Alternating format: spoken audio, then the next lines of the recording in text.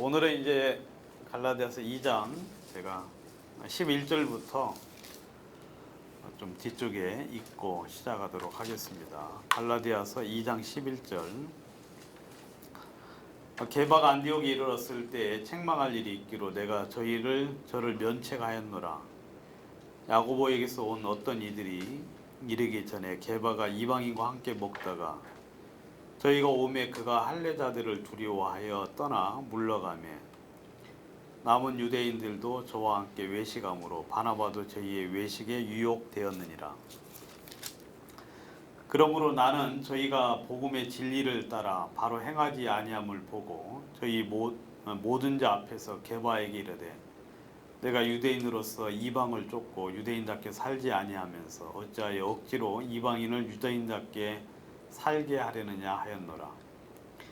우리는 본래 유대인이요 이방인 죄인이 아니로되 사람이 의롭게 되는 것이 율법의 행위에서 난 것이 아니 오직 예수 그리스도를 믿음으로 말미암는 줄 아는 거로 우리도 그리스도 예수를 믿나니 이는 우리가 율법의 행위에서 아니고 그리스도를 믿음으로써 의롭다함을 얻으려 함이라.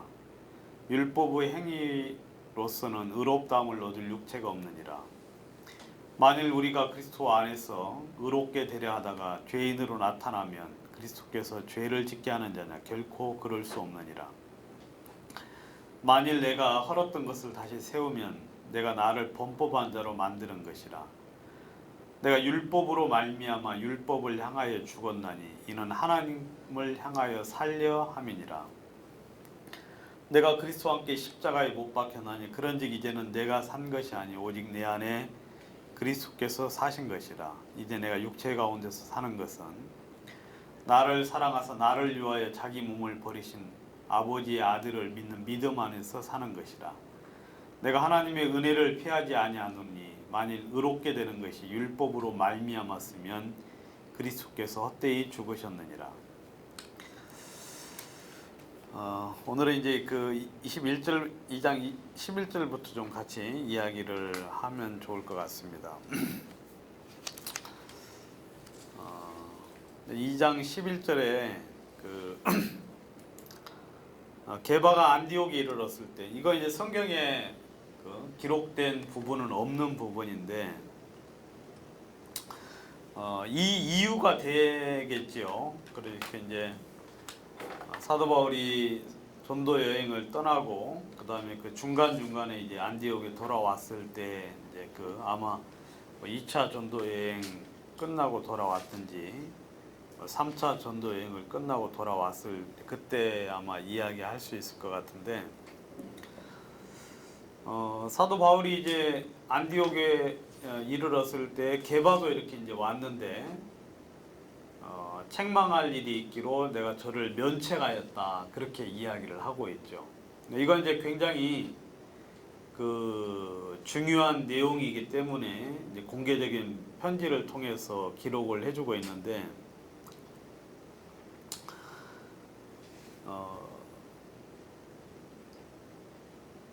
안디옥 교회에 이제 게바 그러니까 이제 베드로가 왔지요.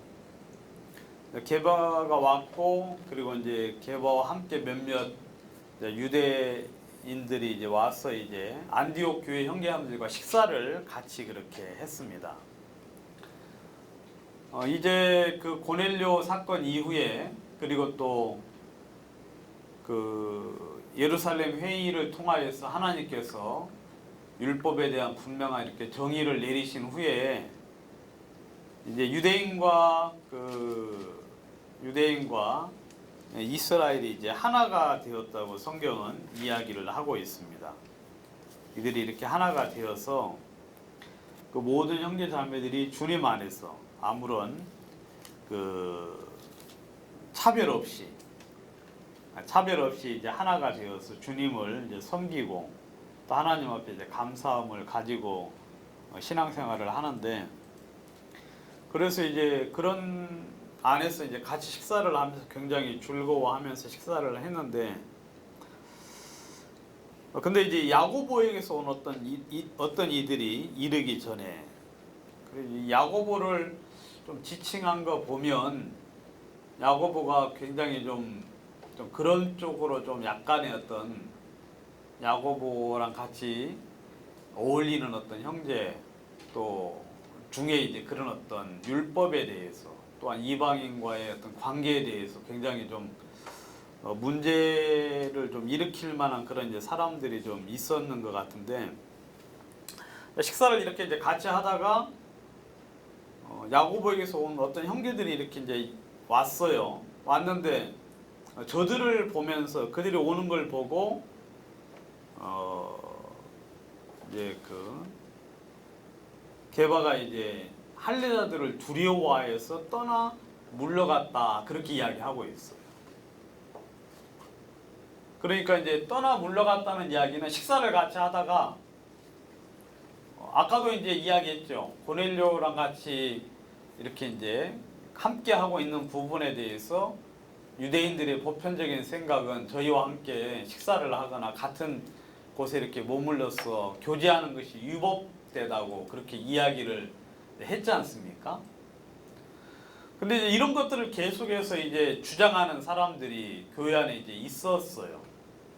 그런 일들을 통해서 교회가 이렇게 변화가 됐음에도 불구하고 아직까지 그러한 어떤 지식에 이르지 못한 사람들, 특별히 할례자들 중에 이제 그런 우월한 어떤 마음을 가지고 있었던 사람들이 계속 있었는데, 근데 여러분 그런 사람들이 교회 안에 있으면 굉장히 교회가 좀 이렇게 자유롭지 못하게 됩니다. 자유롭지 못하게 돼요. 그래서 제가 이번에 이제 이런 일들을 좀 겪으면서 참 마음속에 느낀 것들이 뭐냐면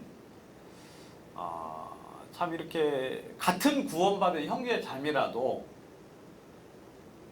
이렇게 같은 생각을 하고 같은 마음을 가지고 주님을 섬기고 있는 그런 형제 자매들과 더불어 신앙생활을 하는 것이 참 모든 형제 자매들에게 좀 도움이 되겠다 싶은 마음이 마음속에 좀 들어졌어요.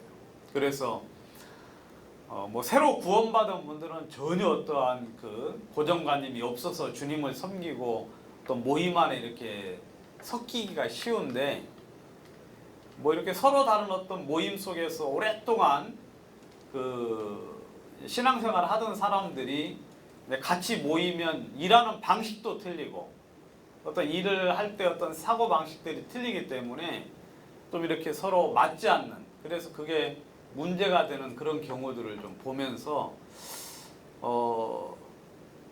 참 제 마음속에 이제 어떤 교회에 대해서 좀 그런 부분 좀 생각을 할 수 있는 그런 기회가 되었는데, 아무튼 이제 그런 이방인들과의 교제에 대해서 마음속에 계속해서 강력하게 막 문제를 제기하고 그다음 그런 부분에 문제를 삼는 사람들이 오면, 그런 사람들이 이렇게 오게 되면 그런 부분에 대해서 자기는 전혀 거리낌이 없으면서도 마음에 이제 문제를 가질 수가 있는 거예요.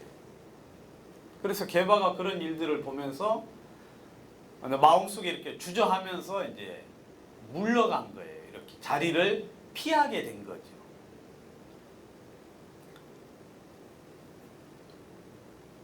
그러니까 이제 같이 온 사람들도 같이 이제 남은 유대인들도 저와 함께 외식함으로 그렇게 됐거든요. 외식했다는 이야기는 물러갔다는 이야기라고 이제 보기는 좀 어려울 수는 있는데, 아무튼 그 형제 자매들에게 그 표가 나도록, 그리고 그런 것들이 분명히 인식이 되도록 어떤 행동을 취한 거예요. 여러분 이방인 형제들이 안디옥 교회 형제들이 같이 식사를 하다가 그런 일을 당하면 마음속에 어떤 생각을 하겠어요? 여러 가지 많은 생각들을 이제 하게 되겠죠.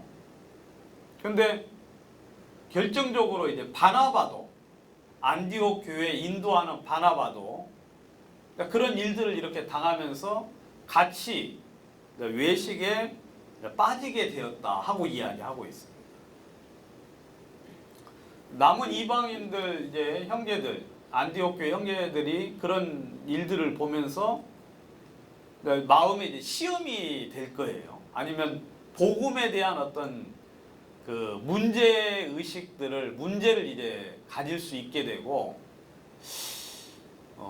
여러 가지 많은 생각들을 이제 가지게 되겠지요. 또 근데 그 틈을 이용해서 마귀가 이제 사람들의 마음속에 어떤 복음의 어떤 문제를 일으킬 수 있는 어떤 그런 이제 소지들이 분명히 있을 건데 14절에 보시면 그러므로 나는 저희가 복음의 진리를 따라 바로 행하지 아니함을 보고 그랬어요.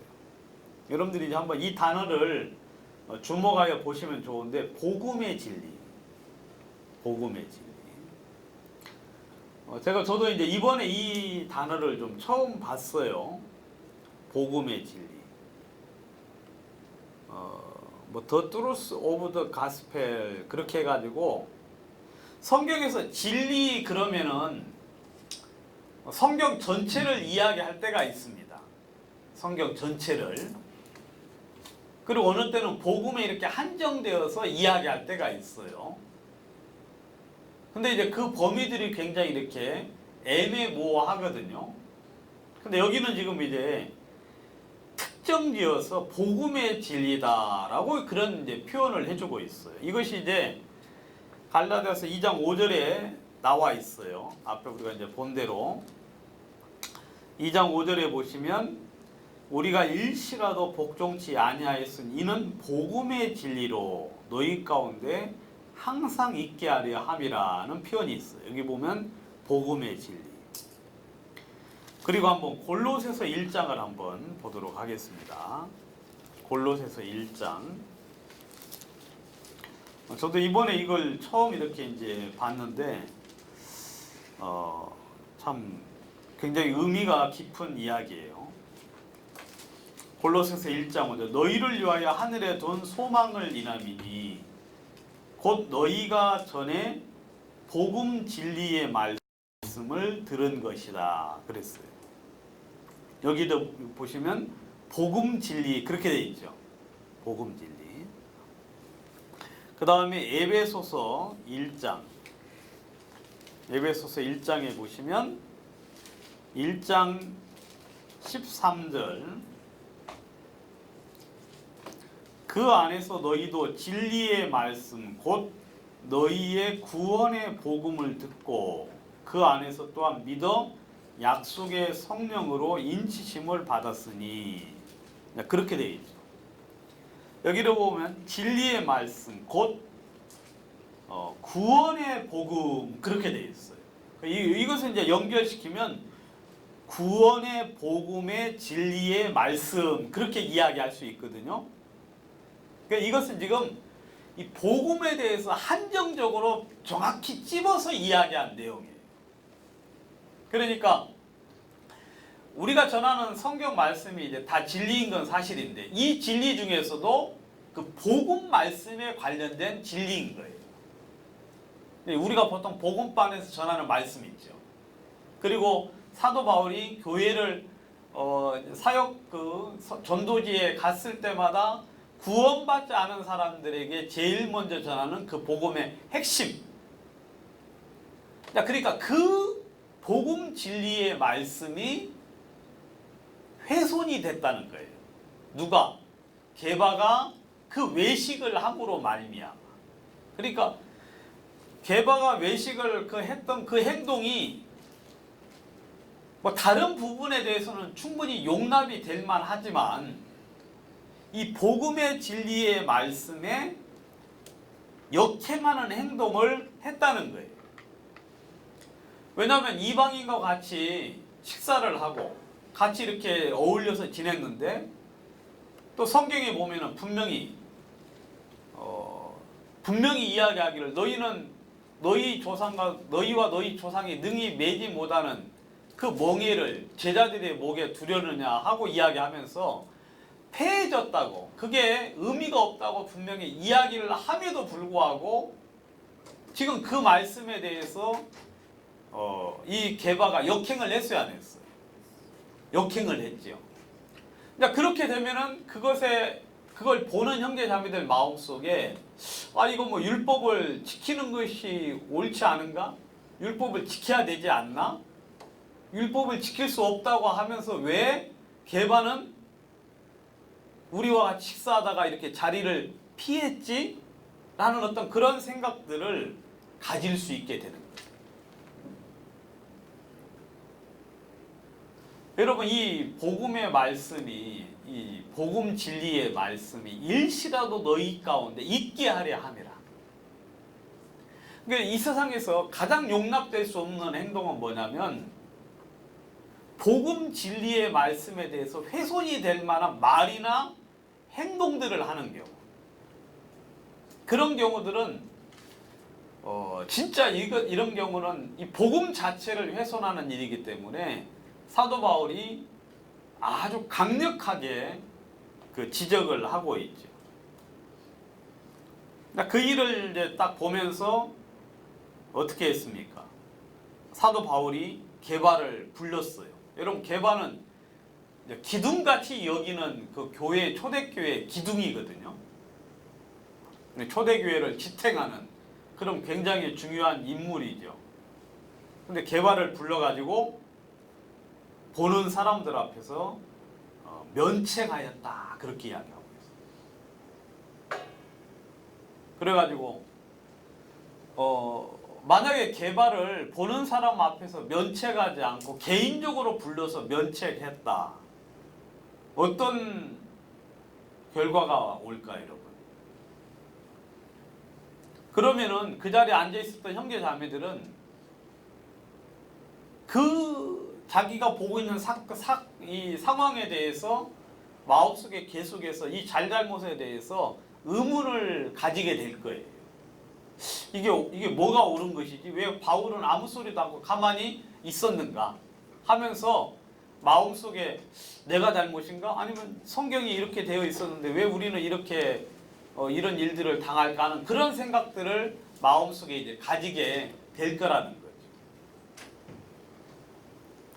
여러분, 이런 경우는 공개적인 형제자매들, 전체 형제자매들에게 문제를 이렇게 일으킨 일이기 때문에 사도 바울이 공개적으로 면책했다고 이야기를 하고 있죠. 공개적으로.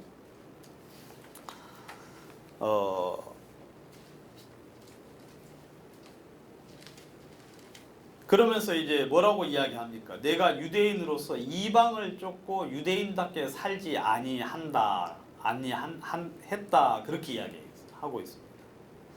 이런 사실이에요. 베드로는 유대인이지만 이방인과 같은 마음, 이방인과 같은 행동의 양식을 취했어요. 그러니까 율법에 의하지 않고 율법에서 벗어나서 자유롭게 이방인처럼 율법이 없는 자처럼 그렇게 행동을 했습니다. 그건 굉장히 잘한 일이죠. 왜냐하면 유대인이지만 유대인의 관습에서 율법에서 벗어나서 식사도 자유롭게 하고, 근데 유대의 어떤 율법에 의해서 이렇게 제한받지 않는 그런 삶들을 살았는데, 너는 그렇게 하면서 어찌하여 억지로 이방인을 유대인답게 살게 하려 하느냐. 이것은 바로 뭐냐면 베드로가 이러한 행동을 취하는 행동이 이방인들을 어떻게 살도록 만드는 거예요. 유대인답게 살도록 만드는 행동이죠. 말은 자유롭게 살라고 이야기하면서 행동을 어떻게 했어요? 이방인들의 마음속에 나 이렇게 살면 안 되는 거 아닌가라는 그런 어떤 의구심을 불러일으키는 그런 행동을 했다는 거예요. 좀 이해 가세요, 여러분? 그러니까 이런 행동들은 이방인들을 시험에 들게 하는 행동이에요. 그 다음에 복음 진리의 말씀을 훼손하는, 그리고 그 부분에 대해서 분명하게 의문을 들게 하는 그런 행동이죠. 의문을 들게 하는 행동. 여기서 이제 우리가 한번 할례에 대해서 한번 정리를 한번 하고 지나가도록 하겠습니다. 할례. 아까 이제 보면은 사도행전 15장에 이제 모세의 법대로 할례를 받지 아니하면 능히 구원을 얻지 못한다고 유대에서 온 어떤 형제들이 와서 거짓된 사람들이 와서 여기 보면 거짓 형제들이 와서 이제 그렇게 주장을 했고 그 부분에 대한 결론을 우리가 지난 시간에 이제 좀 같이 이야기를 했는데 할례에 대해서 한번 좀 정리를 하고 넘어가는 게 좀 좋지 않나 싶은 생각이 좀 듭니다. 이 할례는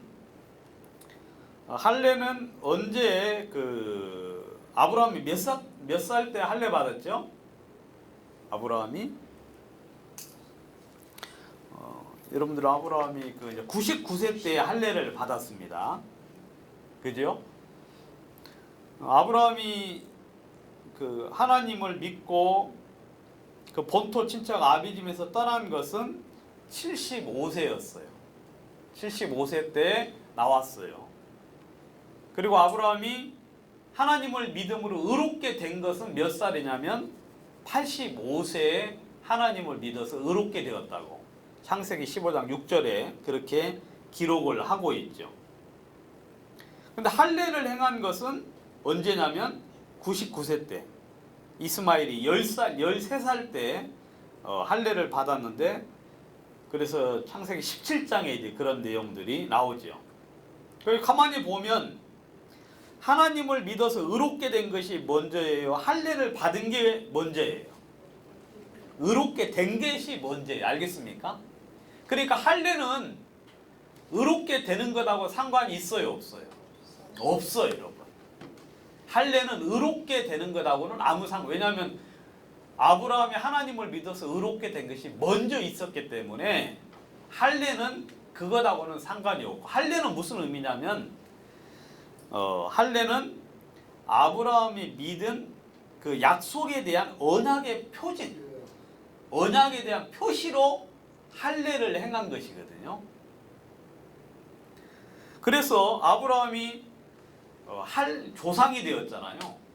그러니까 뭐냐면 이것은 아브라함은 진짜 축복받은 사람이에요. 아브라함은 유대인들의 조상이잖아요. 그죠, 여러분? 유대인들의 조상이에요. 그 다음에 또 아브라함은 믿음으로 의롭게 된 자들의 조상이에요. 그 다음에 아브라함은 또 이스마엘의 조상이기도 하죠. 그러니까 마호멧에서도 아브라함을 조상으로 그렇게 여기고 있는데 그거 이제 성경적이지 않은 거고 성경에서는 아브라함이 믿음으로 의롭게 되었다.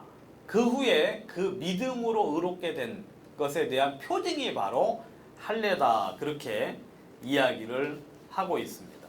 그 이야기를 이제 로마서 4장에서 이야기를 해주고 있는데 로마서 4장을 한번 보겠습니다. 로마서 4장.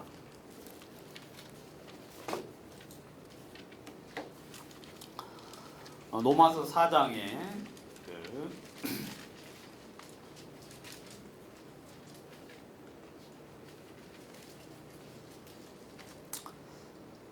4장 1절부터 한번 보도록 하겠습니다.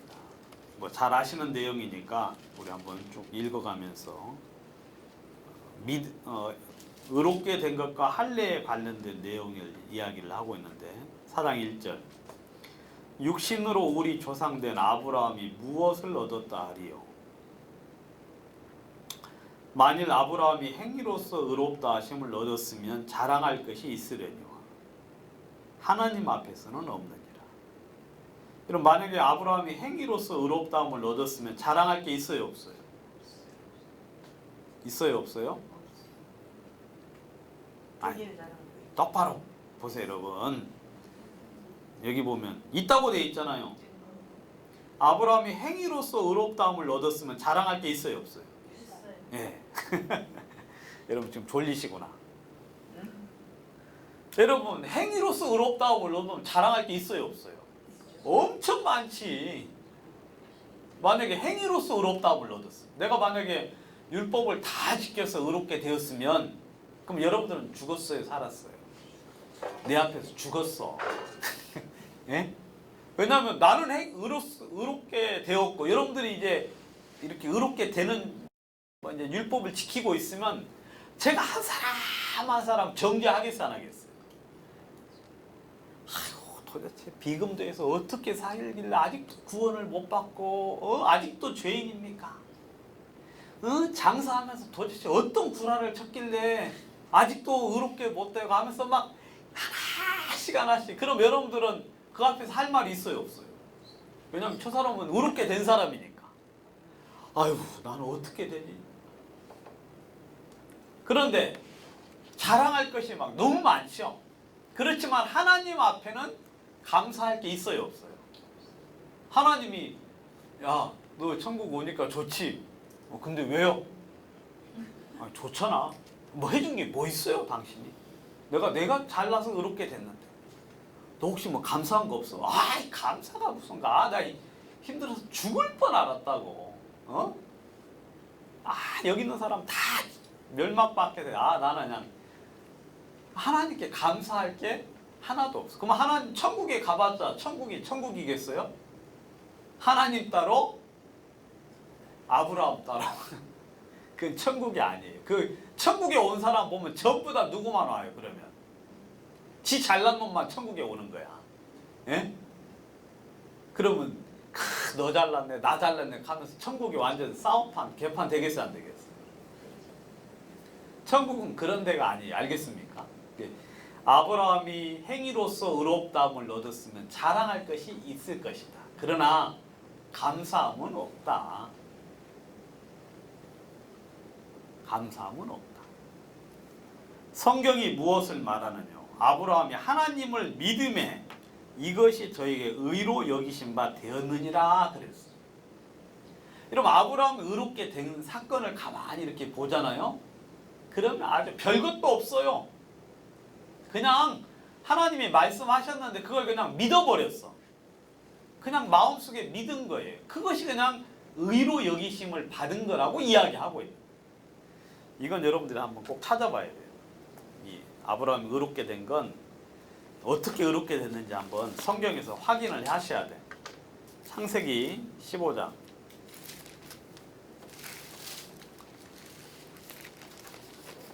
창세기 15장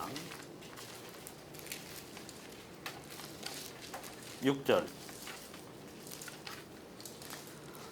6절부터 아니라 자 보세요. 1절부터 보도록 하겠습니다. 이후에 여호와의 말씀 이상 중에 아브라함에게 임하여 가라사대 아브라함아 두려워 말라. 나는 너의 방패요 너의 지극히 큰 상급이다. 아브라함이 가로되 주 여호와여 무엇을 주시려 하시나이까? 나는 무자오니 나의 상속자는 이 다메섹 엘리에셀이니이다. 아브라함이 가로되 주께서 내 씨를 아니 주셨으니 내 집에서 길리온 자가 나의 후사가 될 것입니다. 하나님이 이제 아브라함이 나타나가지고 야 나는 너 두려워하지 말라. 나는 너의 방패요 너의 지극히 큰 상급이다. 너의 상급이다 라고 이야기하니까 아브라함이 도대체 나에게 무엇을 주시려 합니까? 나는 자식이 없으니까 나의 상속자는 이 엘리에셀입니다. 이 다메섹 출신 엘리에셀입니다. 그러면서 이야기했어요. 주님께서 나에게 씨를 자손을 주지 아니했으니까 내 집에서 길리온 자가 바로 나의 후사가 될 것입니다. 그렇게 이야기했어요. 4절 여호와의 말씀이 그에게 임하여 가라사대 그 사람은 너의 후사가 아니라 내 몸에서 날 자가 내 후사가 되리라. 네 몸에서 날 사람이 너의 상속자가 될 것이다. 그를 이끌고 밖으로 나가 가라사대 하늘을 우러러 무뼈를 셀 수 있나 보라. 내가 그에게 이르시니 내 자손이 이와 같을 것이다. 하늘의 별처럼 내 자손이 이와 같을 것인데 내 몸에서 날 자가 너의 후사가 될 것이다 라고 이야기했어요. 6절 봐요. 이제 아브라함이 여호와를 믿으니 여호와께서 이를 그의 의로 여기시고 그랬어요. 이게 아브라함이 의롭게 되는 장면에 대한 설명이에요. 그럼 별거 있어요 없어요?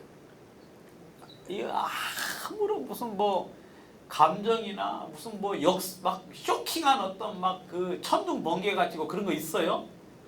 그냥 평범한 대화 속에서 야 나는 너의 방패고 너의 보상자다. 너의 보상자다. 그렇게 이야기하니까 아유 나 자식도 없으니까 이 다메섹 엘리에셀이 내 후사가 될 겁니다. 하나님이 자식을 안 줘가지고 내가 집에서 길리운 이 사람 가만히 보니까 야가 착하고 선하고 좀 사람 댄디가 돼가지고 내 거 모두 다 물려줄 겁니다. 아니다. 그는 너의 후사가 아니다. 내 몸에서 날 자가 내 후사가 될 것이다. 그리고 밖으로 데리고 나가서 여러분 하늘을 보면 이 무뼈를 봐라. 네 자손이 이와 같을 것이다.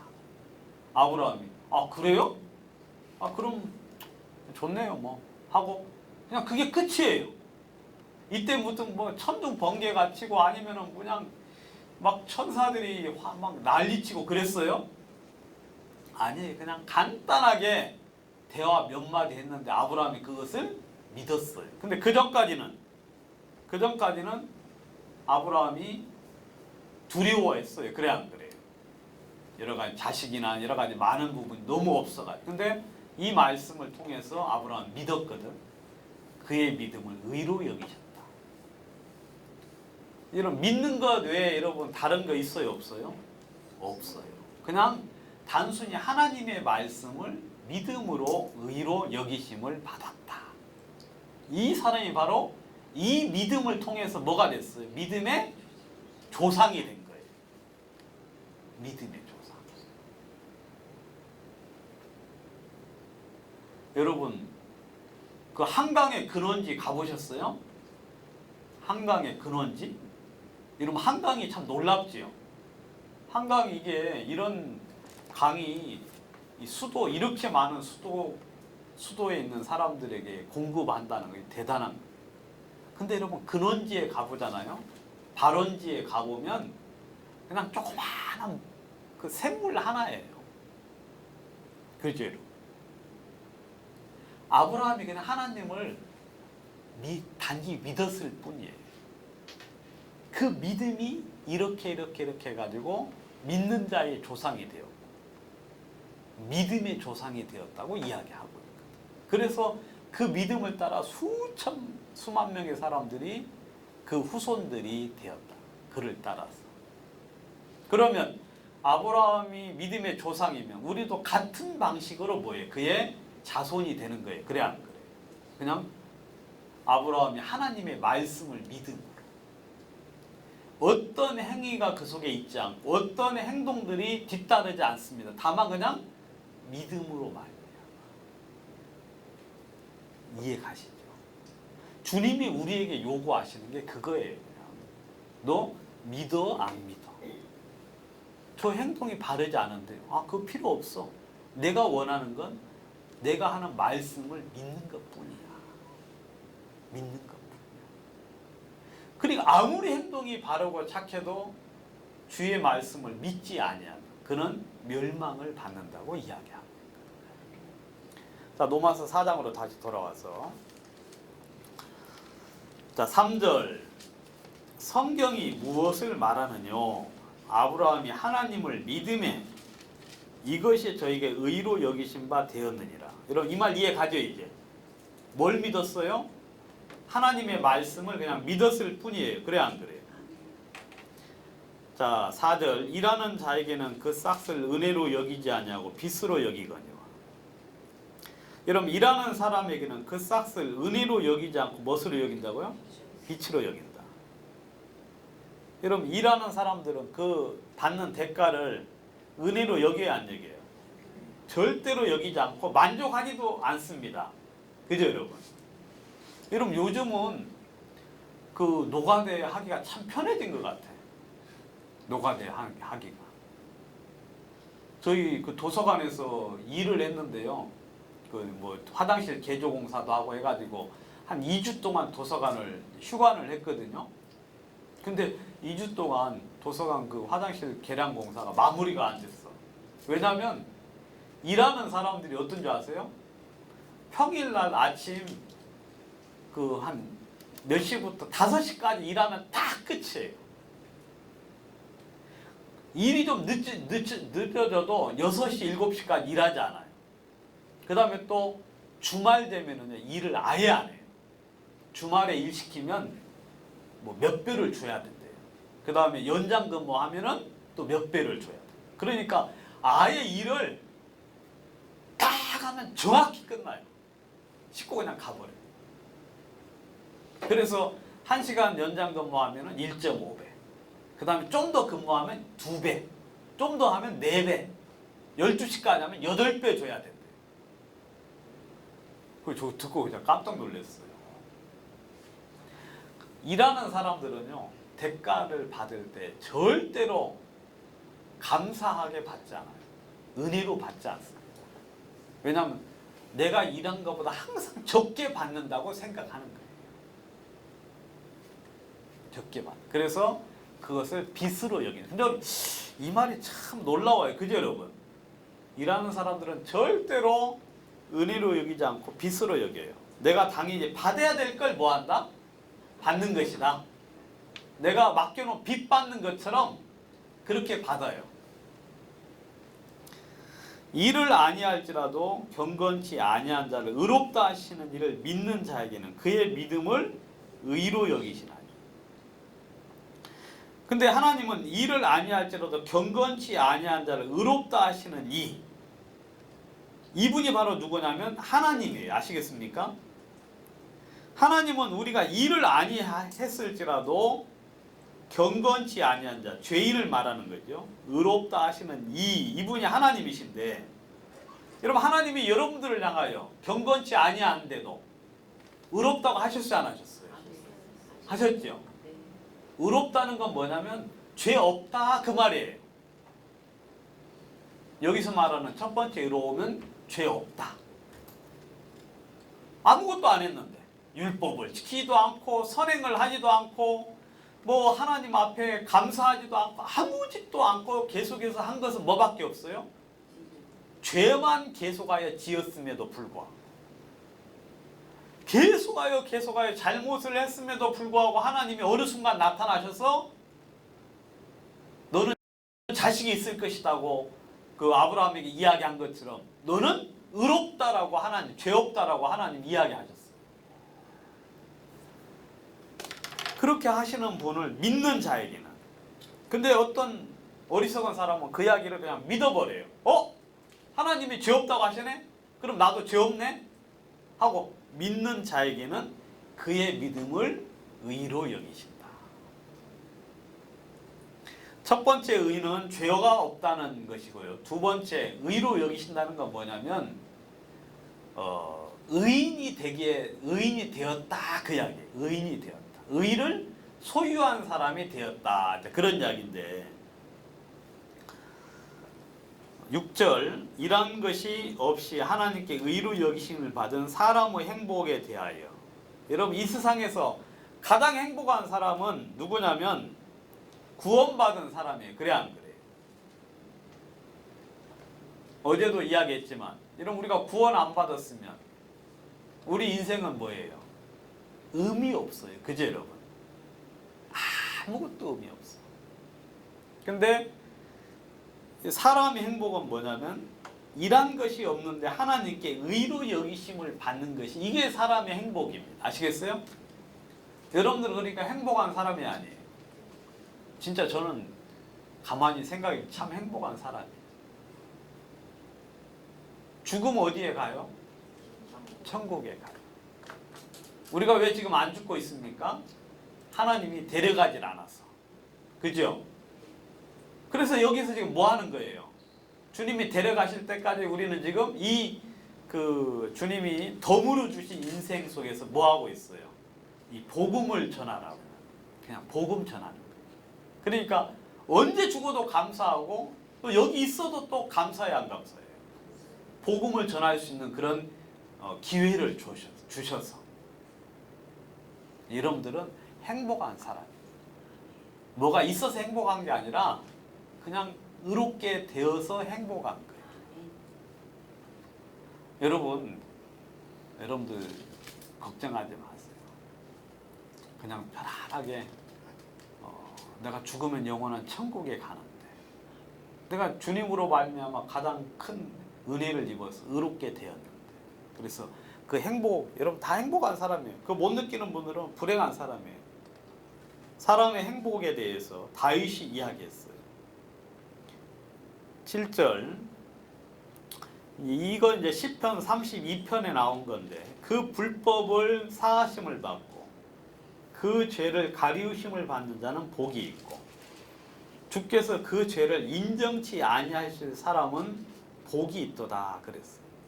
다윗이 자기도 그걸 느꼈거든요. 그래서 말하기를 사람의 행복이 무엇이냐 누가 행복한 사람이냐 그 사람은 바로 불법을 사하심을 받았어 용서를 받았어. 그리고 그 죄를 가리우심 그 죄가 가리워졌어요. 그리고 주님이 그 죄를 인정치 않아요. 그래서 판사가 무죄 그러잖아요. 그래 안 그래요? 당신은 무죄하고 이제 그게 이제 죄를 인정치 않는 거예요. 우리가 지은 죄를 죄가 있다고 말하지 않아요. 왜냐하면 예수님의 십자가의 죽으심을 통하여 이런 사람이 이제 복이 있다 그랬어요. 그런즉 9절 이 행복이 할례자에게는 또한 무할례자에게도 그럼 이 행복이 할례자에게 있느냐 무할례자에게 있느냐 대저 우리가 말하기를 아브라함에게는 그 믿음을 의로 여기셨다 하노라. 그런즉 이를 어떻게 여기셨느냐 할례시냐 무할례시냐. 여러분 아브라함이 의롭게 된 때가 언제예요? 할례십니까 무할례십니까? 무할례. 그러니까 할례를 받지 않았을 때 의롭게 된 거잖아요. 그죠 여러분? 그래서 여러분 이거 잘 아셔야 돼요. 이거 굉장히 중요해요. 아브라함이 의롭게 된 것은 할례를 받았을 때냐 할례를 받기 전이냐 할례를 받은 후냐 할례를 받기 전이다 이 말이에요. 그러니까 이 할례를 받고 안 받고는 의롭게 되는 것하고 상관이 있다 없다? 없다. 그러니까 할례라는 건 결국 율법을 이야기하는데 의롭게 되는 것은 율법하고 상관이 있다 없다? 없다 그렇게 이야기하는 거예요. 저가 할례를 받은 것은 무할례 시에 믿음으로 된 의를 인친 것이다. 그러니까 할례라는 것은 뭐냐면 무할례 시에 받은 의를 뭐예요? 인친 거예요. 도장을 꽉 찍어준 거예요.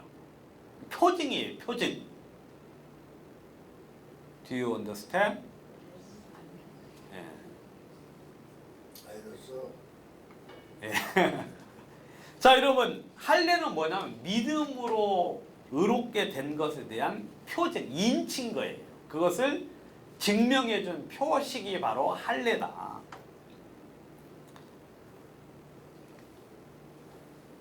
이는 무할례자로서 모든 믿는 자의 조상이 되어 저희로 의로 여기심을 얻게 하려 함이라.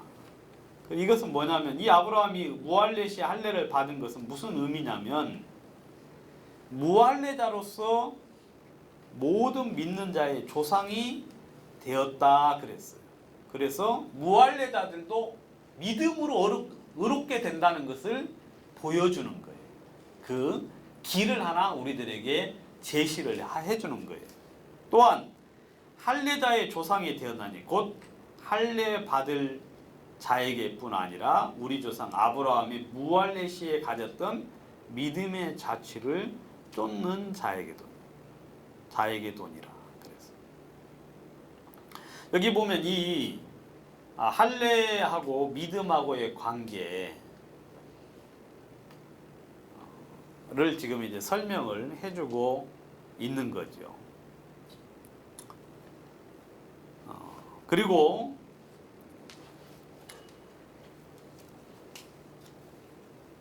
로마서 2장을 한번 보도록 하겠습니다. 이제 율법과 할례에 대한 이제 관계에 대해서 좀 이야기를 하면은요. 2장 25절.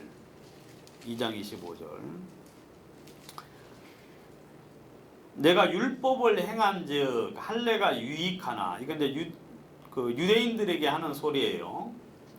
내가 율법을 행한즉 할례가 유익하나. 만약 율법을 범한즉 내 할례가 무할례자가 무할례가 되었느니라. 그런즉 무할례자가 율법의 제도를 지키면 그 무할례를 할례와 같이 여길 것이 아니냐. 무할례자가 율법을 지키면 무할례를 할례와 같이 여긴다는 거예요. 그러니까 율법을 지키는 거냐 안 지키느냐가 중요한 것이지 할례가 중요한 것이 아니다. 이런 할례를 받지 않은 사람이 율법을 지키면 하나님이 그를 할례를 받은 것처럼 여긴다는 거죠. 26절 그런즉 무할례자가 율법의 제도를 지키면 그 무할례를 할례와 같이 여길 것이 아니냐. 27절 본래 무할례자가 율법을 온전히 지키면 의문과 할례를 가지고 율법을 범하는 너를 판단치 아니하겠느냐. 그러니까 지금 여기는 할례는 의미가 없고 율법을 지키느냐 안 지키느냐가 중요한 것이다. 율법을 지키느냐 안 지키느냐. 이방인들이 율법을 지키고 하나님 말씀을 쫓아서 살면 하나님이 그를 의롭다고 하는 것이고, 율법을 할례를 받은 유대인들이 율법을 지키면 그것이 감사한 일이 유익한 건 사실이지만 할례를 받은 자가 율법을 어기면 할례 받았다고 천국에 가거나 영생을 얻는 게 아니잖아요. 당연히 그냥 멸망을 받을 뿐이다. 네, 그렇게 이제 이야기를 해주고 있어요. 그러면 이제 구원받은 사람들에게 있는 구원받은 사람과 할례에 관련된 구절을 한번 찾아서 한번 정리를 해보도록 하겠습니다. 지금 이건 우리하고는 상관이 없는데 초대교회 당시에 할례에 대해서 아주 막 강력하게 주장하는 사람들, 또 요즘 또 여러분들 막 유월절 지켜야 된다고 막 주장하는 사람 많죠. 구약의 유월절 지켜야 된다. 그러면 이런 좀 이따가 지금 할례 받아야 된다고 막 또 주장하는 사람도 분명히 생길 거예요. 하나님 교회가 유월절. 그래. 그러니까 유월 한번 이제 할례에 대해서 한번 또 생각을 해보면 고린도전서 7장에 보시면 고린도전서 7장 17절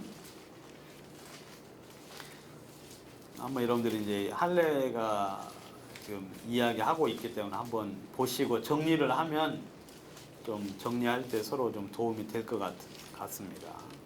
17절 오직 주께서 각 사람에게 나눠 주신 대로 하나님이 각 사람을 부르신 그대로 행하라. 내가 모든 교회에서 이와 같이 명하노라. 여러분 사도 바울이 이제 교회 형제자매들에게 이제 권면을 하기를 너희는 하나님이 부르신 그대로 행하라 그랬어요. 거기서 이렇게 바꿔가지고 뭘 이렇게 하려고 하지 말고 그대로. 무슨 이야기냐면 18절 할례자로 부르심을 받은 자가 있느냐 무할례자가 되지 말며. 할례자로 부르심을 받은 할례자로 구원받았다 이거예요. 부르심을 받았다는 건 구원을 받았다는 이야기인데 할례자로 구원을 받은 자는 무할례자가 되지 말고, 그러니까 막 할례 받은 걸 수치스럽게 여기거나 그것에 대해서 막 어떤 그 반응을 보이지 말고 그게 아무 의미가 없으니까 그냥 그대로 지내고, 무할례자로 부르심을 받은 자가 있느냐 할례를 받지 말라. 교회 안에서 무할례, 이방인들은 대체적으로 무할례죠. 그죠 여러분? 그럼 할례를 받지 않은 사람들이 있는데 그럼 구원 받았으면 막 할례를 받아야 되느냐? 아니에요. 그냥 그건 의미가 없어요. 그냥 할례를 받지 말라. 19절 할례 받는 것도 아무것도 아니요 할례 받지 아니하는 것도 아무것도 아니다. 오직 하나님의 계명을 지킬 따름이니라. 아까 지금 유대인들하고 할례하고의 관계랑 똑같은 거죠. 그죠, 여러분? 이 외형적인 모습이 중요한 게 아니라 하나님의 말씀을 믿고 순종하느냐가 중요한 것이지 외형적인 게 중요한 게 아니다. 특별히 할례에 대해서는 그렇죠. 그래서 20절 각 사람이 부르심을 받은 그 부르심 그대로 지내라 그랬어요. 여러분 구원받고 여러분들이 뭘 바꾸려고 하지 마세요. 알겠어요? 그대로 지내요. 그대로. 거기다가 뭐 학식을 더하려고 하지 마요. 구원받았으니까 내가 너무 무시가 돼. 이제 좀 학력을 좀 키워야지 해가지고 막 좋은 대학교 가서 방통대라도 가가지고 내가 학력을 키워서 뭘 좀 이렇게 하려고 하지 말고 그게 중요한 게 아니라 그냥 그대로 지내라. 대신에 이제 그 뒤에 하나만 이제 조절을 하고 하나만 21절 내가 종으로 있을 때 부르심을 받았느냐 염려하지 말라. 그러나 자유할 수 있거든 차라리 사용하라 그랬어. 근데 이제 어떤 경우 구원을 받았는데 종으로서의 구원을 받은 거예요. 여기서 말하는 종은 죄의 종을 말하는 게 아니라 어떤 사람의 종이에요. 알겠습니까? 어떤 일에 매여 있는 사람이에요.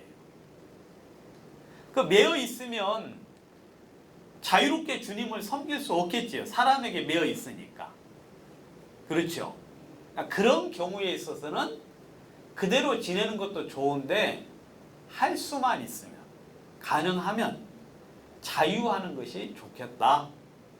왜냐하면 자유로운 사람이 되면은 어떻게 될 수 있습니까? 여러분 자유로움 속에서 주님을 섬길 수 있게 되니까.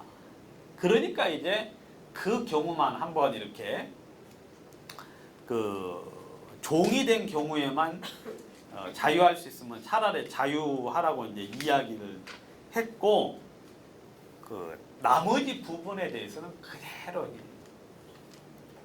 여러분 직장을 바꾸려고도 하지 마시고 알겠습니까? 그리고 무슨 뭐 구원 받을 때 그대로 주님을 섬겨요. 그러면서 말씀을 듣다 보면은 또 주님이 인도를 해주실 때 그때 이제 인도를 받는 것이지 여러분들이 모양을 바꾸는 것이 중요한 것이 아니다. 특별히 할례에 대해서는 그게 아무것도 아니다라고 이야기를 했어요.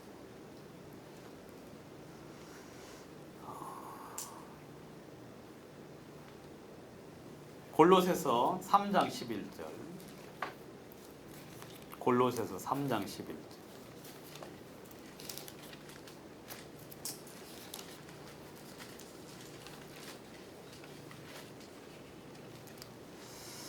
골로새서 3장 11절에 보시면 거기는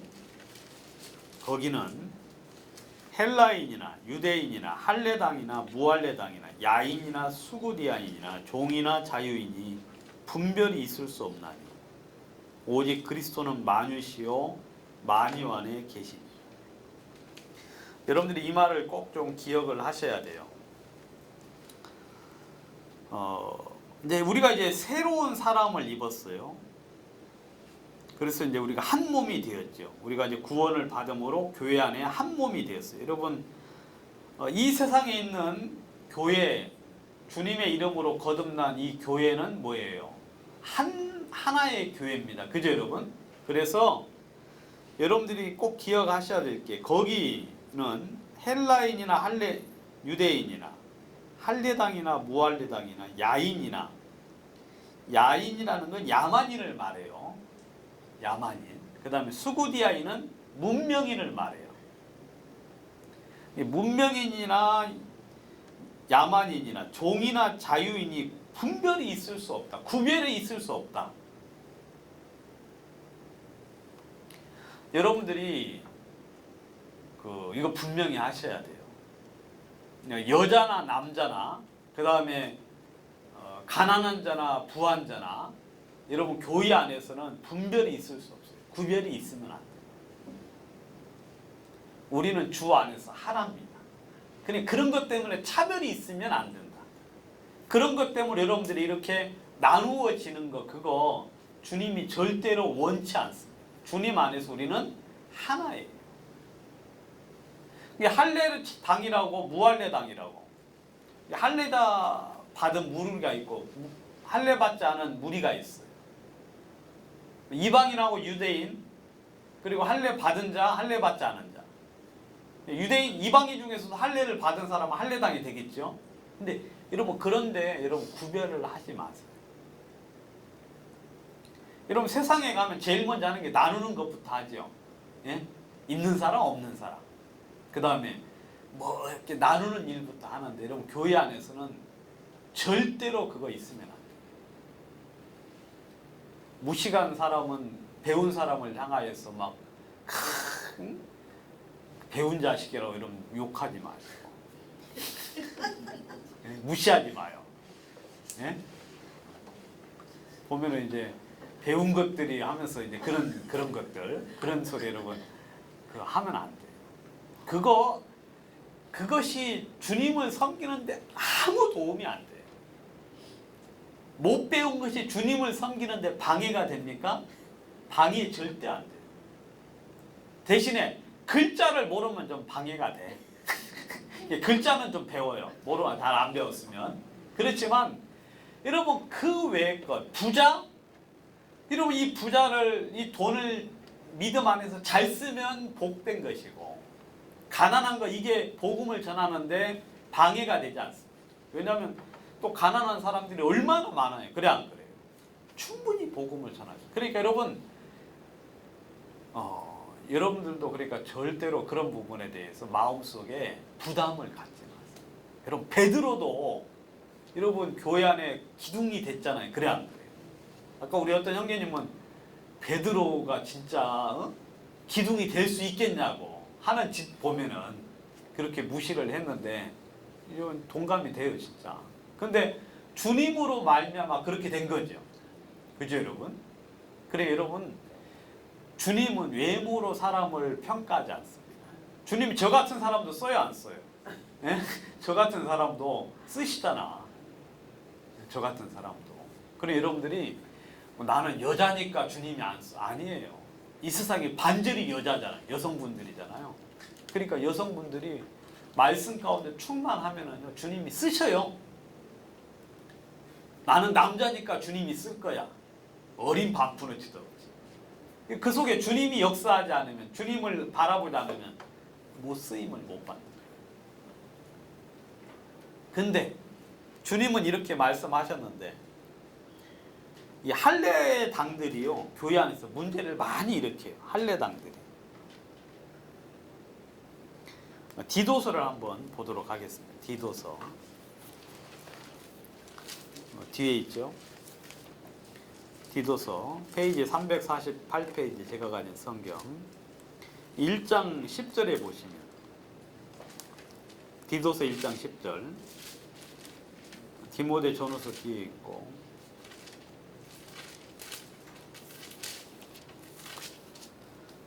10절에 복종치 아니하고 헛된 말을 하며 속이는 자 중에 특별히 할례당 가운데 심하니 저희의 입을 막으라.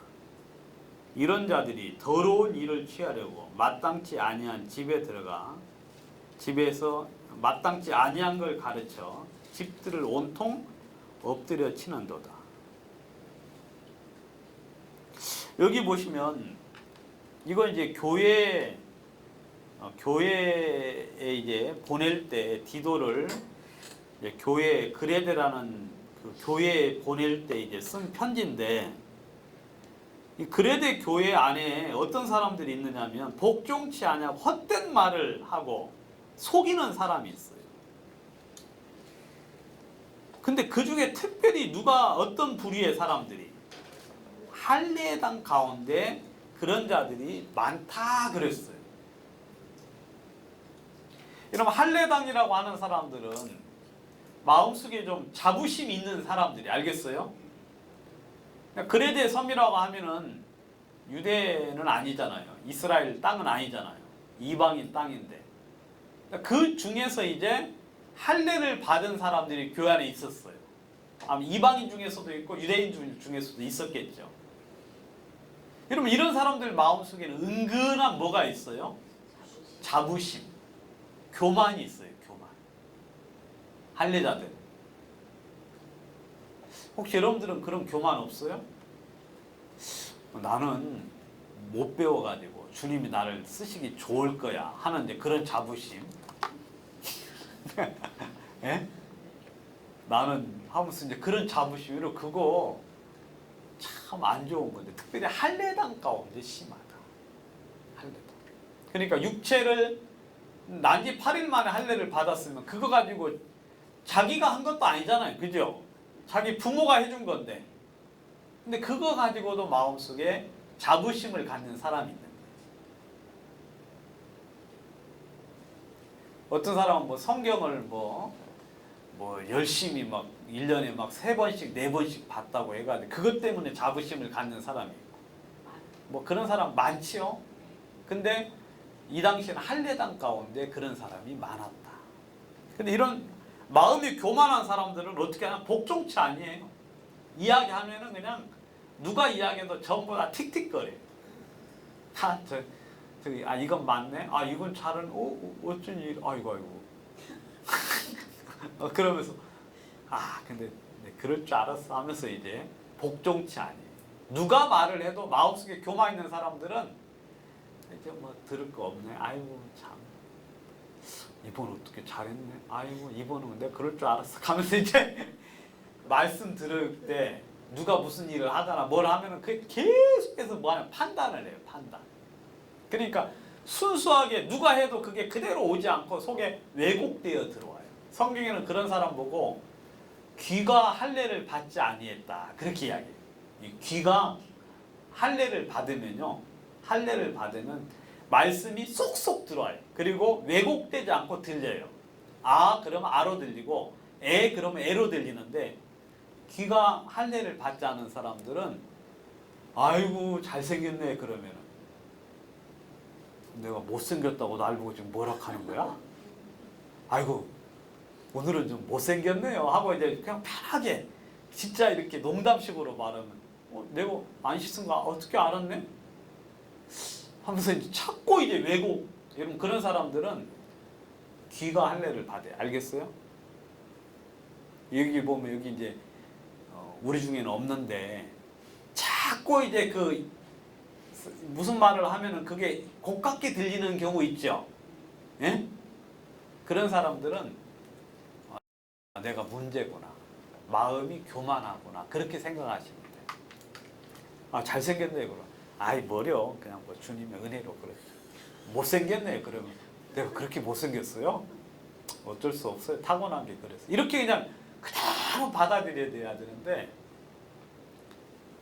주님이 말씀해도 성경 보면 자꾸 걸리는 사람이 있죠. 이게 도대체 왜 그래?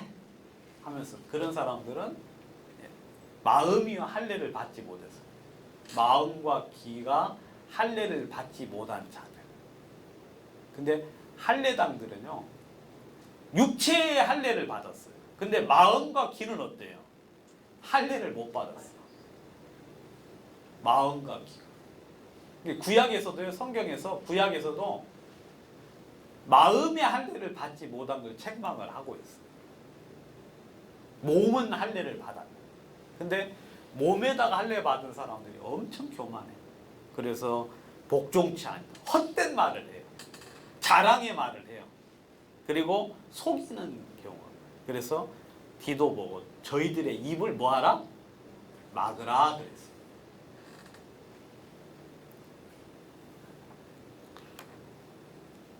저희들의 입을 막으라. 아까도 이제 그 히브리서 사도행 11장에도 보면 베드로가 복음을 고넬료에게 전했는데 그때도 그 예루살렘 교회 안에서 힐난한 사람들이 누구라 그랬어요? 할례 받은 신자들이 그 문제에 대해서 문제를 제기했다. 그렇게 이야기하고 있죠. 빌립보서를 한번 보도록 하겠습니다. 그 앞에 빌립보서는 좀 더 심하게 이야기했어요. 빌립보서에서는 3장 23장 2절에 보면 개들을 삼가고 행악하는 자들을 삼가고 손 할례당을 삼가라. 여기 손 할례당이라고 했는데 이것은 뭐냐면 손으로 할례를 행한 무리를 이야기해요. 손으로 할례를 행한 사람들, 그런 행한 사람들이 있는데 그런 무리들을 삼가라. 그리고 개들을 삼가고 행악하는 자들을 삼가고 손 할례당을 삼가라. 하나님의 성령으로 봉사하며 그리스도 예수로 자랑하고 육체를 신뢰하지 아니하는 우리가 곧 뭐예요? 할례당이다. 그러니까 여러분 손으로 할례, 육체의 할례를 행한 사람들, 그런 사람들 조심하라는 거예요. 왜냐하면 마음이 엄청 교만해요. 아까 디도서에도 말한 것처럼 사도 바울이 교회 보니까 이 손 할례당, 육체의 뭔가를 가지고 있는 사람들은 육체를 자랑하기에 바빠요. 그게 문제를 교회 안에 꼭 일으켜요. 교만하니까. 그래서 그들을 조심하라고 말을 해요. 조심하라. 하나님의 성령으로 봉사하고 예수를 자랑하고 육체를 신뢰하지 아니하는 우리가 바로 누구다? 할례당이다. 이게 손 할례당은 육체를 엄청 자랑해요. 알겠습니까? 나는 이렇게 할례 받았다 하면서 그 육체 그거 별것도 아닌데 그걸 엄청 자랑하고. 근데 우리가 육체를 자랑할 게 아니라 누구를 자랑해야 돼요? 예수님을 자랑하고. 그 다음에 육체를 신뢰하지 아니하는 우리가 할례당이다. 그렇게 이야기를 했죠. 그래서 이 초대교회 당시에 이 할례를 받은 사람들이 굉장히 많은 문제를 일으켰는데 그래서 그 할례에 대해서 한번 정리를 하고 지나갔습니다. 다시 갈라디아서 3장 15절 보도록 하겠습니다. 우리는 본래 유대인이요 이방 죄인이 아니로되 사람이 의롭게 되는 것은 율법의 행위에서 난 것이 아니 오직 예수 그리스도를 믿음으로 말미암는 줄 아는 고로 우리도 그리스도 예수를 믿나니 이는 우리가 율법의 행위에서가 아니고 그리스도를 믿음으로써 의롭다함을 얻으려 함이라. 율법의 행위로서는 의롭다함을 얻을 육체가 없다 그랬습니다. 이 말 15절 16절은 굉장히 중요한 구절이라고 지난번에 말씀을 드렸죠. 15절 16절 여기 보시면 우리는 본래 유대인이요 이방 죄인이 아니라 그렇게 이야기했어요. 여기서 이제 우리라는 사람이 나오는데 여러분 유대인들은 이방인들을 아주 무시하고 멸시하죠. 그죠 여러분? 또 멸시를 할 만도 하죠 여러분. 왜냐하면 이방인들이 하는 짓 너무 어리석은 짓을 해요. 어리석은 짓. 외국 사람들, 외국 이제 그 서양 사람들, 예수님을 믿었다고 하는 서양 사람들도 한국에 오면은 뭐 점치는 경우도 있죠. 그런 거 보면 참 어리석기 짝이 없어요. 그리고 막 성황당 앞에 이제 물론 장난으로 하는 거지만 이렇게 뭘 싸놓고 그 앞에 빌고 그리고 또 정동진에 가가지고 또 막 1월 1일 날 또 이제 밀리는 데 가가지고 막 거기다가 떠오르는 태양을 보면서 뭐예요? 소원을 빌고 또 해남 땅끝 마을에 가가지고 또 뭐예요? 또 이제 거기 가가지고 또 이제 떠오르는 태양을 보면서 뭔가 이제 막 새 아주 큰 포부를 가지고 뭔가가 이루어질 것처럼 하고 비는 그런 경우죠. 그런 거 못하는 분들은 이제 보름달이 뜨면 뭐예요?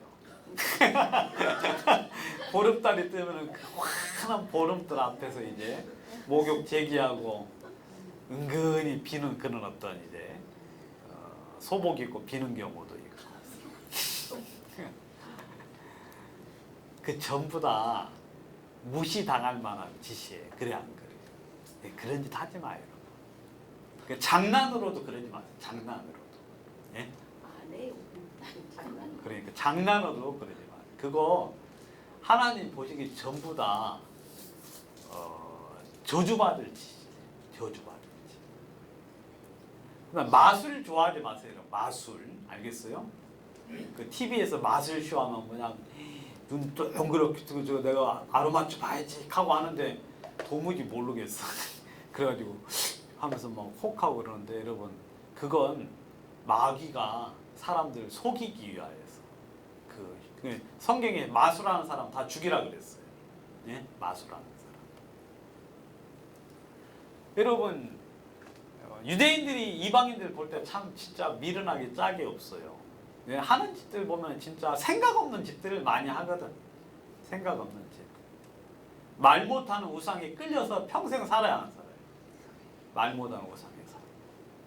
이 사람들은 하나님의 약속이 있는 것도 아니고 주인이 있는 것도 아니고 보호자가 있는 것도 아니고 그냥 어리석고 우둔하게 그렇게 평생을 살아가요. 그러니까 지식을 좀 가지고 있는 사람이 보면 참 무식하게 짝이 없지 않습니까? 여러분 이 유대인들은 이방 죄인이 아니에요. 그 사람은 유대인이죠. 유대인들은 누굽니까? 하나님이 있고 약속이 있고 그 다음에 하나님의 그 능력이 있고 또 주님의 보호하심이 있고 모든 게 있는 사람들이에요. 진짜 부족함이 없고 진짜 위대한 민족이 바로 유대인이죠. 율법도 있고. 예? 제가 볼 때 율법이 이 세상에서 가장 공정한 법 같아요. 율법이. 그리고 하나님을 믿음으로 엄청난 축복을 받기도 했고. 자, 이 사도 바울이 갈라디아 교회를 향하여서 이야기합니다. 너희들은 이방 죄인이다. 알겠어요? 너희들은 이방 죄인. 진짜 어리석고 어리석기 짝이 없는 그런 사람들이다. 우리는 거기에 비하면 엄청난 특권을 가진 하나님의 말씀이 있고 하나님의 약속이 있고 하나님의 능력의 보호하심을 받았고 그 모든 걸 가진 우리일지라도 그런 우리임에도 불구하고 사람이 의롭게 되는 것은 율법의 행위가 아니기 때문에 아니고 오직 예수 그리스도를 믿음으로 말미암는 줄 아는 고로 그 다음 우리도 그리스도 예수를 믿나니 그랬어요. 여기 보면 우리도 그리스도 예수를 뭐한다? 믿는다. 그러면 너희들은 오직 하겠느냐 그 말이에요. 여러분 그 모든 걸 가지고 하나님에 대한 지식이 있어요. 그죠 여러분? 하나님의 말씀을 맡은 사람이에요. 그들에게서 하나님의 뜻이 나왔고 예수님이 그 민족을 통하여 나왔고 그리고 그에게는 하나님의 그 온전한 약속이 있는 유대인이라도 그렇게 선택을 받은 민족이지만 의롭게 되는 부분에 대해서는 율법으로 되는 게 아니라 믿음으로 되는 줄을 우리가 알기 때문에 우리도 누구를 믿는다? 예수를 믿는다. 그렇게 이야기하고 있어요. 그럼 이방인들은 말할 것 있어요 없어요? 이방인들은 형편없는 존재이기 때문에 우리도 이렇게 예수를 믿는데 너희가 율법을 지켜서 천국에 가겠다고? 이건 조롱하는 거예요 지금. 조롱하는 거예요. 여러분 그 구원받은 유대인들이 한국 교회에 오면은 조롱하겠어 안 하겠어요? 예? 여러분들이 율법으로 천국 가겠다고 그 이제 일반 교회 가서 유대인 구원받은 사람이 들으면은요 참 기가 차요. 여러분 율법은 이방인하고 상관 있어요 없어요? 하나님이 율법 지키라고 이방인에게 주셨습니까? 아니에요. 율법은 유대인들에게 줬어요. 유대인. 이방인들은 율법하고 상관이 없어요. 상관이. 대신에 율법을 통하여 교훈은 받을 수 있지만 율법을 지킨다고 해가지고 유대인들이 이방인들이 천국에 갈 수 있는 건 아니죠. 그러니까 유대인 형제들이 일반 교회를 가서 율법을 지키고 또 유월절 지키는 교회를 가면 어떻겠어요? 여러분 거기는 진짜 양 잡아요. 진짜로. 불쌍하죠 양이. 그래 안 그래요? 무슨 죄 지어가지고. 예? 자, 그 교회 가면은 옷을 깨끗하게 입은 사람들이, 예?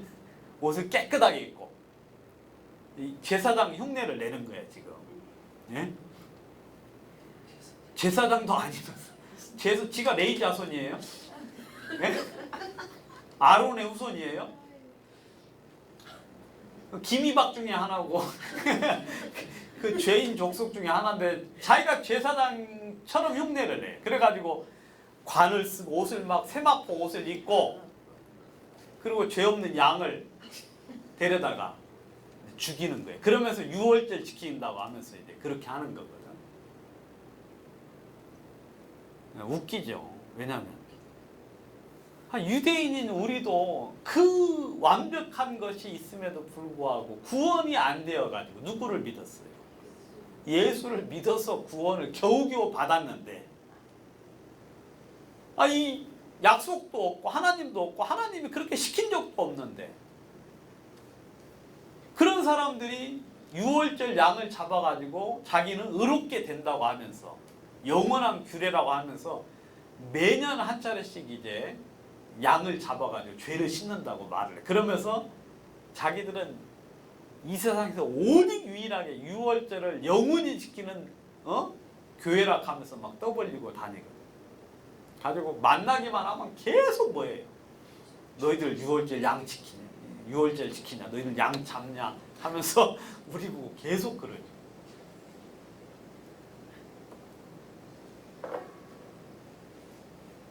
그런 이방인들을 향해 사도 바울이 지금 욕하는 거예요. 이건 욕이에요. 야, 우리도 예수를 믿어서 겨우 구원을 받는다. 그러면 너희들은 어떻게 해야 되는가? 이방인인 너희들은. 여러분 이방인도 별것 없어요. 그냥 유대인들이 그렇게 하니까 유대인들도 그렇게 예수를 통해서 겨우 구원을 받는데 우리도 어때요? 그냥 예수 통해서 구원을 받는 거예요. 다른 방법 있을 수가 없다. 그렇게 이야기하고 여기서 핵심 포인트는 뭐냐면 우리도 그리스도 예수를 믿나니 그거예요. 알겠어요? 우리도 그리스도 예수를. 그 이유는 우리가 율법의 행위에서가 아니고 그리스도를 믿음으로 의롭다함을 얻으려 함이라. 율법의 행위로는 의롭다함을 얻을 육체가 없다. 만일 우리가 그리스도 안에서 의롭게 되려 하다가 죄인으로 나타나면 그리스도께서 죄를 짓게 하는 자냐 결코 그럴 수 없느니라. 이건 좀 굉장히 어려워서 넘어가고 18절 만일 내가 헐었던 것을 다시 세우면 내가 나를 범법한 자로 만드는 것이라. 그렇게 이야기하고 있죠. 여러분 헐었던 것이 뭐예요? 율법이죠. 그죠? 내가 만약 율법을 다시 세우면 내가 나를 뭘로 만드는 거예요? 범법한 자로. 여러분 우리가 율법을 다시 세워버리면 다시 율법을 세워서 율법을 효력 있게 만들어버리면 나는 다시 또 그 앞에 죄인이 돼야 안 돼요? 죄인이 되는 것이죠. 그러니까 헐었던 걸 다시 세운다는 건 뭐냐? 나를 다시 범법한 자로 만드는 것이다. 그렇게 이야기하고 있죠. 내가 율법으로 말미암아 율법을 향하여 죽었나니 이는 하나님을 향하여 살려 함이니라. 여러분 사도 바울은 말하기를 내가 율법을 통해서 율법을 향하여 죽었다 그랬어요. 여러분 율법 앞에 여러분 죽은 자는 죄가 있어요 없어요? 죽은 자는 죄가 없어요. 알겠습니까? 근데 율법이 죽었어요. 알겠습니까? 율법이 폐해졌거든요. 그리고 율법만 폐해진 게 아니라 나도 십자가에서 죽었어요, 안 죽었어요? 예수님이 율법의 저주를 받아서 죽으셨잖아요. 그때 나도 죽었어요. 그러니까 율법도 죽고 나도 죽었으니까 서로 있어요, 없어요? 없어. 이제 완전히 허물어진 거예요. 없어진 거예요. 율법이 살아있어도 문제가 안 되고, 왜냐하면 율법이 살아있어 내가 죽었기 때문에. 그래서 내가 율법을 향하여 율법으로 말미암아 율법을 향하여 죽었나니 이는 하나님을 향하여 살려 하니 내가 그리스도와 함께 십자가에 못 박혔나니 그런지 이제는 내가 산 것이 아니요 내 안에 그리스도께서 사신 것이라. 내가 육체 가운데 사는 것은 나를 사랑하사 나를 위하여 자기 몸을 버리신 아들을 믿는 믿음 안에서 사는 것이다. 우리가 지금 현재 이렇게 이제 내가 그리스도와 함께 십자가에 못 박혔다 그랬어요. 그죠, 여러분? 여러분 예수님이 돌아가실 때 우리도 같이 죽었어요, 안 죽었어요? 죽었어요. 우리는 안 우리는 뭐 아무 이상이 없는데 주님이 우리 죄를 짊어지실 때 성경에서는 우리도 같이 죽었다고 이야기해요. 그리고 우리는 믿음으로 그 사실을 믿는 거죠. 아, 나도 십자가에 죽었구나. 나도. 그런즉 이제는 우리가 산 것이 아니고 예수님이 딱 죽을 때는 예수님과 함께 내가 죽었는데 살아날 때는 예수님과 함께 이제 우리가 산게 된 거죠. 전에는 우리의 옛사람이 죽고 이제 새로운, 저는 참 놀라운 게 뭐냐면 이런 구원을 받았다는 건 뭐냐면요. 구원을 받았다는 것은 저는 여러분 새로운 피조물이라는 말이 있죠. 그죠, 여러분? 새로운 피조. 여러분들이 구원을 받을 때 여러분들은 전혀 느끼지 못했지만 여러분들은 새롭게 하나님께서 지은 창조물이 된 거예요. 우리 육체는 전혀 변화되지 않았지만 구원을 받을 때 하나님 우리를 새롭게 지으셨다고 이야기하고 있어요. 그리고 우리 마음속에 여러분들의 그 딱딱한 마음 있죠. 여러분들의 그 딱딱한 마음을 제하시고 주님이 부드러운 새 마음과 새 영을 주셨다고 이야기하고 있어요. 그래서 우리로 하여금 새로운 피조물이 되게 하셨다고 이야기하고 있죠. 그리고 구원받고 나서 사람이 좀 변했어요, 안 변했어요? 변했어요. 구원받고 내가 내 마음을 보면 진짜 변했어요.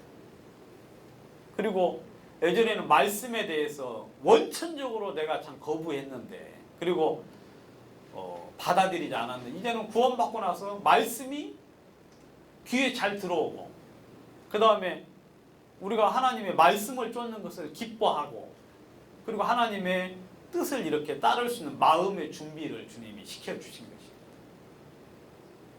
그래서 물론 우리가 육체를 있으니까 육체가 있지만 육체 안에 살긴 하지만 우리가 하나님이 이제 그런 부분들에 성경은 이제 계속해서 이야기를 하고 계시는데 아무튼 우리가 이제 산 것은 내가 산 것이 아니고 내 안에 그리스도께서 사신 것이라. 그리고 내가 육체 가운데 사는 것은 주님을 믿는 믿음 안에서 사는 것이다. 믿음 안에서. 이 부분은 나중에 이제 좀 더 때가 되면 좀 더 자세하게 설명을 드리고 21절 내가 하나님의 은혜를 피하지 아니하노니 만일 의롭게 되는 것이 율법으로 말미암았으면 그리스도께서 헛되이 죽으셨느니라. 여러분 우리가 헐었던 건 율법을 헐었어요. 그죠, 여러분? 절대로 우리가 하나님의 은혜를 피할 수가 없고 피하지 아니하는 만약에 의롭게 되는 것이 율법으로 말미암았으면 그리스도께서 뭐예요? 헛되이 죽으셨다. 여러분 율법을 통하여 의롭게 될 수 있다면 예수님의 죽으심이 어때요? 헛된 거예요. 의미가 없는 거예요. 괜히 죽은 거예요. 여러분 예수님이 그 일을 하실 필요가 없죠. 천국에 갈 수 있는 길이 있는데 그리고 그렇게 되는 길이 분명히 있는 예수님께서 십자가에서 그 고생을 하실 필요가 없고 우리는 그것에 대해서 감사하지도 않을 거라고 이야기를 하고 있죠. 그래서